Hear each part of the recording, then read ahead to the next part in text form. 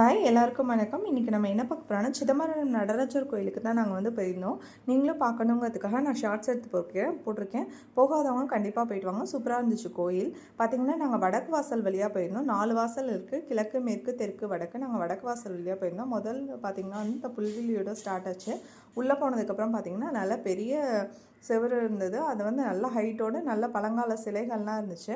அதுக்கப்புறம் பார்த்திங்கன்னா முதல் பிரகாரத்தில் பார்த்திங்கன்னா வந்து சுப்பிரமணிய சுவாமி கோயில் இருந்துச்சு, துர்க்கை கோயில் இருந்துச்சு.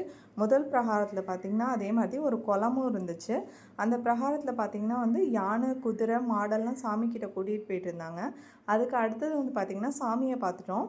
சாமியை வந்து வீடியோ எடுக்கக்கூடாதுங்கிறதுனால எடுக்கலை. தங்க கோபுரத்தோட சாமி சூப்பராக இருந்தாங்க. அது சாமியை சுற்றி ஒரு பிரகாரம் இருந்துச்சு. அடுத்த பிரகாரத்தில் தான் வந்து கொடிமரம் இருந்துச்சு. கொடிமரத்தை சுற்றிட்டு வரும்போது பார்த்திங்கன்னா அந்த தேர் இழுப்பாங்களா கயிறு, அது பார்த்திங்கன்னா அவ்வளோ பெருசாக இருந்துச்சு. நான் காட்டியிருக்கேன் பாருங்கள். கோயில் பயங்கர சூப்பராக இருந்துச்சு. கண்டிப்பாக நீங்களும் முடிஞ்சால் போயிட்டு வாங்க. தேங்க்யூ.